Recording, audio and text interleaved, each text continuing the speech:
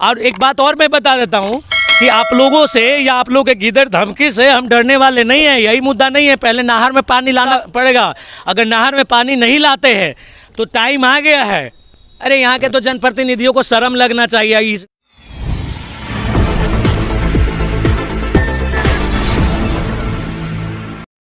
हम सब ने बचपन से एक लाइन सुनी है, वो ये है कि भारत एक कृषि प्रधान देश है।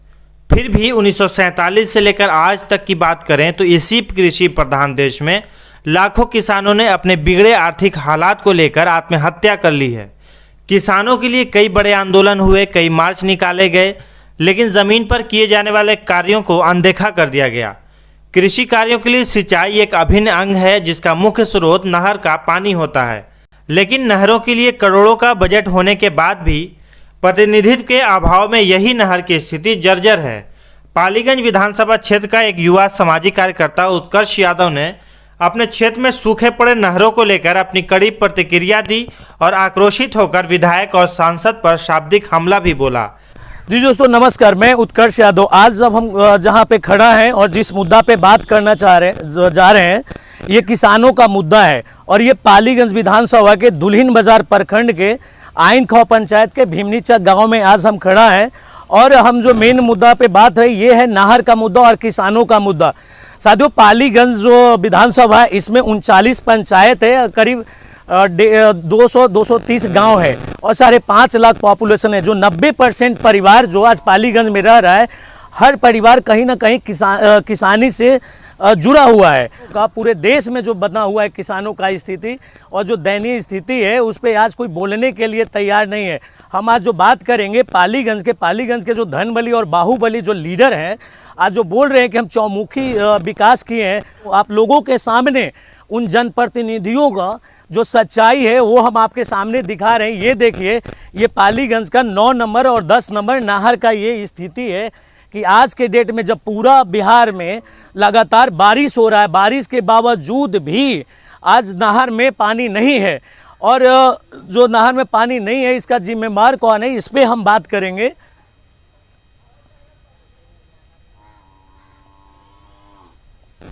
साथियों, आज जो हम बात आपको बता रहे हैं कुछ नहर के बारे में, पहले हम डिटेल बता दें, उसके बाद हम बात करेंगे यहाँ के जनप्रतिनिधियों पे, यहाँ के ग्रामीणों पे और यहाँ के जो किसानों का दयनीय दशा है उस पर बात करेंगे।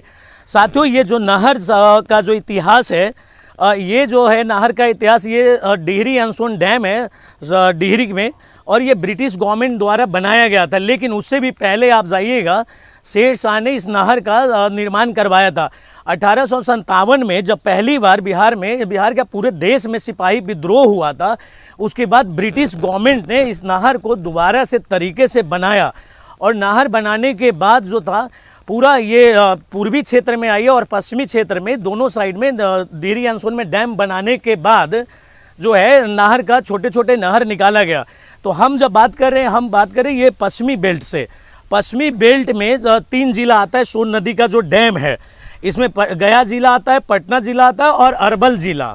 आज रोपनी का टाइम चल रहा है और किसान का धान का रोपनी का समय है, उसके बावजूद भी आज ये नहर का स्थिति देखें। ये बिहार सरकार का नहर है और मेन नहर है। इस नहर से साथियों जो पालीगंज का 50 से 60% जो भूमि है सिंचाई होता है और इसी नहर के दम पे कभी पालीगंज जो था कृषि प्रधान और कृषि के लिए पूरे बिहार और पूरे इंडिया में सबसे ज़्यादा प्रसिद्ध था और यहाँ का जो चावल था बहुत फेमस था। आज जो स्थिति देखे कि नहर का यहाँ जो बना हुआ है, आज कोई भी जनप्रतिनिधि हो, माननीय MP श्री रामकृपाल यादव जी हों या यहाँ के माननीय विधायक श्री जयवर्धन यादव हों या पटना जिला के जो DM हो या पालीगंज के जो SDM हो, किसी ने भी आज तक कभी भी नहर पे और किसानों के लिए नहीं बोला। और साथियों एक चीज़ और आप देखिए कि कितना जो किसानों के लिए दुर्भाग्य का बात है और इन जनप्रतिनिधियों के लिए कितना शर्म का बात है कि आज तक ये बड़े बड़े बात कर रहे हैं कि पालीगंज या पाटलिपुत्र जितने भी हों हम बहुत विकास किए। तो आज आप जी सोशल मीडिया के माध्यम से और आप लोगों के माध्यम से आप लोगों को सच्चाई दिखा रहे हैं कि जो जाति के नाम पे, धर्म के नाम पे और पार्टी के नाम पे जो वोट लेते हैं उनका सच्चाई क्या है। या मुखिया हो या जो भी हो, जितने भी जनप्रतिनिधि हो या जितने सरकारी बाबू हो, उसे कागज पे ही विकास किए हैं। आज आपके सामने जो साक्ष्य प्रमाण के साथ मैं दिखा रहा हूँ कि ये जो नहर है, ये देखिए कि नहर का तो पानी का दूर के बात है, पहले तो नहर का पता नहीं कई एक साल से उड़ाही नहीं हुआ है। ये देखिए मेरे सामने जो है पुल है और वो पुल किस तरह ब्लॉक है ये आप देख सकते हैं।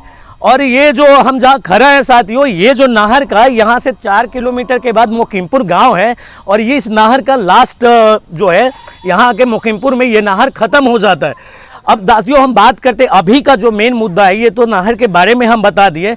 नहर जो निकलता है सोन नदी, और सोन नदी जो आ रहा है मध्य प्रदेश उत्तर प्रदेश होते हुए बिहार आता है। और जो नहर जहाँ से निकला है सोन नदी पे डेरी अनसोन में डैम बना करके नहर निकाला गया। जो हमारे जनप्रतिनिधि है माननीय एमपी जो रामकृपाल यादव जी, जो खुद सीनियर एमपी रहे हैं, केंद्रीय मिनिस्टर रहे हैं और बार बार बात करते हैं किसानों का, मजदूरों का, उनसे हम पूछना चाहते, पालीगंज के माननीय विधायक श्री जयवर्धन यादव जी से पूछना चाह रहे हैं, या यहाँ का पालीगंज का जो एसडीएम है उनसे हम पूछना चाह रहे हैं, या पटना डिस्ट्रिक्ट के जो डीएम है उनसे हम पूछना चाह रहे हैं कि आप ये बताइए कि आपका सारा विकास जो है कहाँ गया। आज जब किसान के पास पानी नहीं है, नहर में पानी नहीं है इतना बारिश के बाद, उसके बाद आप बोल रहे हैं कि विकास हुआ है। आपको तो शर्म लगना चाहिए कि आप इस तरह जात के नाम पे, धर्म के नाम पे वोट ले रहे हैं, पार्टी के नाम पे टिकट ले रहे हैं, जात के नाम पे लोगों से वोट ले रहे हैं, और जब इनके लिए जरूरत पड़ रहा है किसानों के लिए तो आप कभी भी किसानों के लिए खड़ा नहीं हुए। माननीय विधायक जयवर्धन यादव जी को 68,000 वोटों से पालीगंज से पुरजोर बहुमत के साथ जिता करके विधानसभा भेजा गया।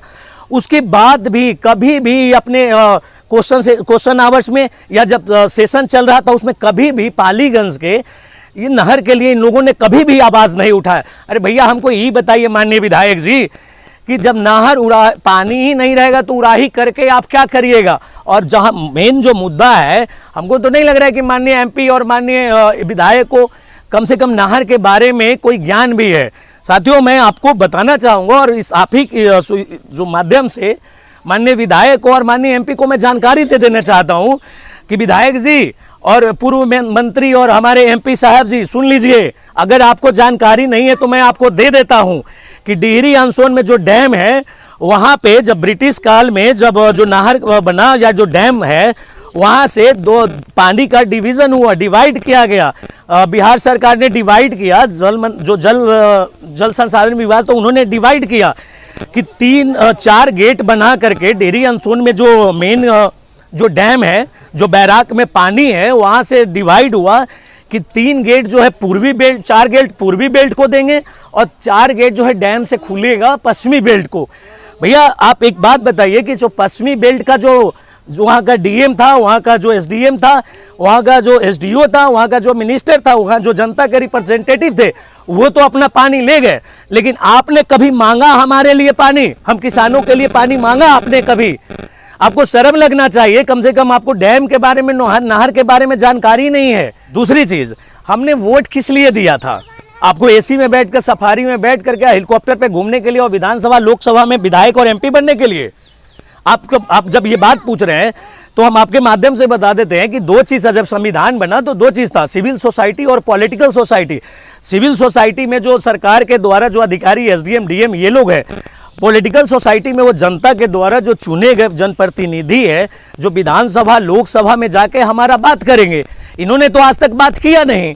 आपके इसी माध्यम से मैं बता देना चाहता हूँ, तो यहीं पे विक्रम विधानसभा है, विक्रम के एक किसान महासभा के एक मेंबर थे, उन्होंने 2005 में पटिशन फाइल किया नहर के पानी के लिए।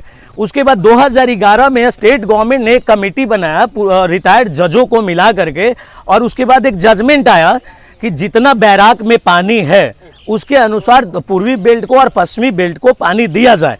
तो जो हम लोग जो पढ़ते हैं पूर्वी बेल्ट में जो पानी का हुआ कि रबी फसल के टाइम में 600 से 800 क्यूबिक पानी जो हमको देना है, और जो धान का फसल है उस टाइम हमको देना था 1400 से 1600 क्यूबिक लीटर हमको पानी देना था। लेकिन अब आप देखिए कि जब हमने बात किया, या बहुत सारा भास्कर का रिपोर्ट है, द वायर का रिपोर्ट है, दैनिक जागरण का एक रिपोर्ट है, उसको आप देखिए, उसमें लिखा गया है कि जब जो किसान महासभा के लोगों और किसानों ने जब बात किया यहाँ के सिंचाई विभाग के इंजीनियर से, तो सिंचाई विभाग के इंजीनियर ने कहा कि हमें जितना पानी नहर में चाहिए उतना पानी हमें तो मिल नहीं रहा है। अब हमें जो जहाँ पे 600 से 800 क्यूबिक पानी लीटर चाहिए था रबी फसल के टाइम पे, धान के टाइम पे हमको चाहिए था 1600 से 1400 से 1600 क्यूबिक पानी चाहिए था। और अभी जो सोन नदी जो डैम जो पानी दे रहा है हम लोगों को, वो पानी दे रहा है आपको रबी फसल के टाइम पे दे रहा है 40 से 50 क्यूबिक लीटर पानी, और आपको दे रहा है धान के टाइम में दे रहा है 50 से 60। तो उस जो इंजीनियर और जो सरकारी जो पदाधिकारी है उनका कहना ये है कि जो हमें जितना पानी मिल रहा है वो तो नहर में ही, बड़ी वाली जो नहर है नहर के पेंदी में रहा जा रहा है, तो नहर के अंतिम छोर तक हम पानी कैसे पहुंचाएं।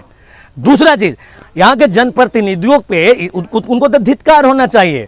उनके लिए यहाँ पे बगल में विक्रम था, विक्रम में आप किसी से भी पूछे, पहले विक्रम में सिंचाई विभाग का ऑफिस था, वहाँ से जो पश्चिमी बेल्ट का जो जनप्रतिनिधि हुआ डीएम है, यहाँ जो हमारे यहाँ जो सिंचाई विभाग का ऑफिस था उसको उठा के डिहरी अनसोन लेके चले गए। और डिहरी अनसोन में क्या किया उन्होंने कि अपने साइड पानी ले जा रहे हैं। इसके पहले हम बता रहे कि आज से 3 साल पहले पप्पू यादव जो मधेपुरा के एमपी रहे हैं, उन्होंने गया जिला के लिए प्रोटेस्ट किया। तो आज के डेट में गया को पर्याप्त मात्रा में पानी मिल रहा है, जितना डैम से पानी उस डिस्ट्रिक्ट को बटा था। और पश्चिमी बेल्ट को जाके आप देखिए, जहाँ पे गवर्नमेंट ने जजमेंट किया कि पूर्वी और पश्चिमी बेल्ट को बराबर बराबर पानी मिलना चाहिए, तो उतना हमें पानी, लेकिन वहाँ का जनप्रतिनिधि जो है इतने मजबूत हैं कि आज हमारा भी पानी जो है वो लेके जा रहे हैं। और हमारे जनप्रतिनिधि को पता ही नहीं है कि हमें भैया पानी नहर में लाए कहाँ। आज देखिए कि भोजपुर और शाहजहाबाद जो डिस्ट्रिक्ट है वहाँ पे 4 गेट से 8 गेट हो गया, और हमारे यहाँ 3 डिस्ट्रिक्ट में जो डैम है डिहरी अनसोन में, वहाँ पे आज के डेट में 4 ही गेट है। और जो हमें एक चीज़ और मैं आपको बता दूँ, हमें जो नहर का पानी मिलता है वो कब मिलता है, जब स्टेट गवर्नमेंट मछली पालन मत्स्य विभाग के या बड़े बड़े कंपनियों के साथ जो है वो डैम बेचता है, और जब उनको मछली मारना होता है या डैम में पानी ज़्यादा हो जाता है तब वो हमारे यहाँ पानी खोल देते हैं, और उस टाइम पानी देते हैं, उस टाइम हमारे यहाँ पानी देते हैं जब हमारा फसल खड़ा रहते हैं, मसूरी फूला जाता है तो ये पानी देते हैं, धान कट जाता है तो ये पानी दे देते हैं। नहीं, ये माननीय विधायक जो हैं एसी में बैठ करके, आप पटना रश्मि कॉम्प्लेक्स में बैठ करके हमसे क्या बात करेंगे। भैया हम तो किसान का बेटा है, और उनको लग रहा है कि उत्कर्ष यादव जो है हमारा पोल खोल रहा है, बैठ करके खुलेआम जो दिखा रहा है। ये तो आपके सामने हमारे साथ ग्रामीण बैठे हैं, किसान बैठे हैं, आप इनसे बात कराते हैं। आपको अब जनप्रतिनिधि आज तक इस नहर के लिए बोला? कोई नहीं बोला, कभी नहीं बोला, कभी यहाँ पे कोई आता ही नहीं है। झूलन जी बताइए कि इस नहर में कितने सालों से पानी नहीं है? इस नहर में 10 साल से पानी नहीं है। और मुनीम जी बताएंगे, इनका मुनीम जी का घर जो है यहीं पे है। मुनीम जी बताइए कि आज तक आपका उम्र कितना हुआ? 28 साल। 28 साल में आप कितना बार मुनीम जी देखे हैं कि पानी इसमें रहा है? हम तो कभी देखबे न किए हैं, बचपने में देखे थे कभी, उसके बाद तो अभी नज़र भी नहीं आया है करीब 15 साल से। नहर में पानी रहना जरूरी न है, यहाँ पर खेती नहीं हो पाता है, खेती नहीं होता है। सब धान मुआर कटता है, बारिश के पानी पर आश्रित है लोग किसान। आइए हम बात कराते, देखिए चलिए हम झूठ बोले, यहाँ पे एक बुजुर्ग हैं, बहुत बुजुर्ग आदमी हैं, उनसे हम पूछते हैं, इसी गांव के हैं, और ये बताएंगे कि नहर का स्थिति क्या है। बाबा प्रणाम, का नाम भेल अपने के? जुगेश्वर ठाकुर। बाबा जुगेश्वर ठाकुर। बाबा बताओ, ये जो नहर है, ये नहर के स्थिति पहलू अपने के जमाने में ऐसे हल के वही ऐसे है? से आ रहा देखिए। अच्छा, 10-12 साल से ज्यादा पहले पानी रहा हली में? पहले पानी रहा हल। और ठाकुर जी से हम बात करते हैं। ठाकुर जी ये बताओ, हाँ। इस नहर में पानी कहिया से ना आबे थे? कम से कम 15 साल से ही पानी नहीं आता। 15 साल से पानी ना आबे थे? नहीं आता है। अब पानी कभी कभी तो हम देखे हैं कि आ जाता है, जब मसूरी हाँ। फुलाल रहता है उस टाइम। हाँ, उस टाइम आता है हल्का फुल्का, लेकिन पूरा पानी नहीं आता है समय पर। न गेहूं के समय में आता है, न धान के समय में पानी आता है। पहले पानी होता था तो हाँ। लड़का हला था? हाँ, पहले पानी आता था पर्याप्त मात्रा में। हाँ, वो पुल था वहाँ। आप देखिए यहाँ के एक और किसान है, युवा किसान है, सोनू भाई हैं। सोनू भाई ये बताइए कि नहर में नहीं पानी आने से क्या इफेक्ट पड़ रहा है, किसानों का क्या समस्या आ रहा है? यहाँ पानी 10-15 साल पहले जब आती थी, लोग खेती करने में इतना आनंदित रहता था वो नौकरी करना भूल जाता था, क्योंकि यहाँ पे खेत इस तरह तरीके से बनाया गया है कि 3 तरफ से आहरा दिया गया है, एक तरफ से नहर है, बीच में पानी खेत होता था, नहर से पटवन होती थी, जो बच जाता था वो आहरा पानी भरा था, उससे खेती होता था। लेकिन पिछले 15 वर्षों से पानी नहीं आने की वजह से ये सारे खेत बेकार हो गए हैं जिसमें बोरिंग चला चला के लोग अपना काम करता है। किसी साल अगर समय पे बिजली ना हो या फिर पानी का लेयर नीचे चला जाए तो खेती होना मुश्किल हो गया है। पानी एक नहर में आने से सिर्फ खेती में ही कार्य नहीं होता है। इस नहर के पानी आने से ऐसे लोग जिनके पास खेत नहीं है उनकी भी जीवन चलती है। अगर नहर में पानी नहीं आती है, हरे में पानी नहीं बढ़ती है तो हमारा लेयर नीचे भागेगा, जिसके वजह से पेयजल की भी समस्या होती है। जानवरों, मनुष्य के तो छोड़िए, जानवरों तक को पीने का पानी दिक्कत होता है। और पिछले साल कितने जानवर हो गए तो इस गांव में बेमौत मरे गए थे पानी के बिना। नहर की पानी नहीं आने की वजह से बोरिंग ट्यूबवेल से खेत पटवन करना पड़ता है। किसान दुनिया का मेरे नज़रों में सबसे शोषित, सबसे पिछड़ा, सबसे वंचित जात है। यहाँ पे प्रतिनिधि प्रशासन के लिए बनाए गए हैं, तो प्रतिनिधि जब बनाए गए हैं तो हम जब बोल रहे हैं तो प्रतिनिधि हम क्यों चुने हैं? अरे सोनू भाई का ये कहना है, आप देखिए आपके साथ साक्ष्य है कि हमने जिनको वोट देकर, अपना बहुमूल्य वोट दे करके हमने जिनको भेजा, पार्लियामेंट में भेजा, विधानसभा भेजा, तो उनको हम क्यों भेजें जब हम ही खुद अपने हर चीज़ के लिए लड़ाई लड़ेंगे।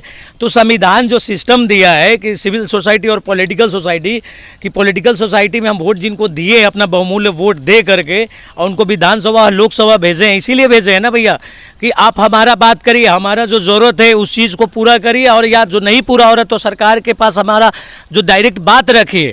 हमारे साथ एक और किसान है, बहुत बुजुर्ग आदमी है, बहुत आक्रोशित है। बाबा आपने बताओ कि जो नहर का दिशा और दशा कैसे सुधरेगा, या नहर का स्थिति क्यों है, या कोई भी नेता आज तक इस पे बोला? बताइए। बोलबे करता तो यही स्थिति रहता। जी अपने के नाम का भेल? टुनटुन सिंह जी बताइए। नहर की स्थिति तो बहुत बेहतर हो गई, मैंने ख़त्म हो गया आपको जी। हम लोग थक गए करते करते। पहले हम लोग जाते आते थे तो पानी कुछ आता था, अब न आने के कारण 100 ऑफिसर लोग बैठ करके अपना अपना मस्ती मार रहे हैं।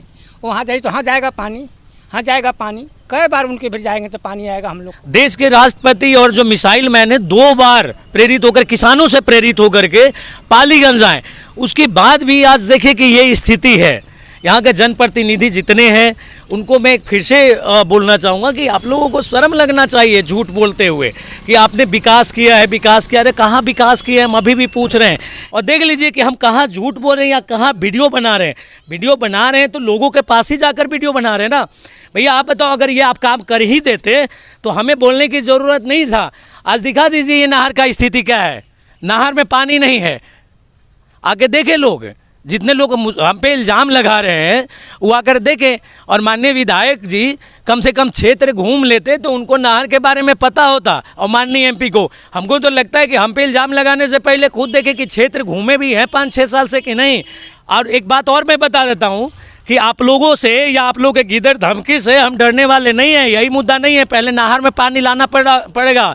अगर नहर में पानी नहीं लाते हैं तो टाइम आ गया है, और आपको इसके लिए ना बहुत तरीके का, बहुत सही सटीक और सही जवाब मिलेगा टाइम आने पे। करण पे बता दे कि एशिया विश्व बैंक है, 48 देशों का एक कमेटी है, वो आपके इस सोन नदी और हमारे बिहार ये जो नहर है इसको 32,000 करोड़ रुपया दिया है पक्कीकरण करने के लिए। लेकिन आप हमारे जो जनप्रतिनिधि हैं उनमें औकात नहीं है उनका, और उनमें उतना दम नहीं है कि वो पैसा को ले आकर करके और यहाँ करे। 2018 में दिया है, और अगर प्रमाण चाहिए तो द बायर, दैनिक जागरण और दैनिक भास्कर का 2018 का रिपोर्ट आप जाकर के पढ़िए, नेट पे अवेलेबल है।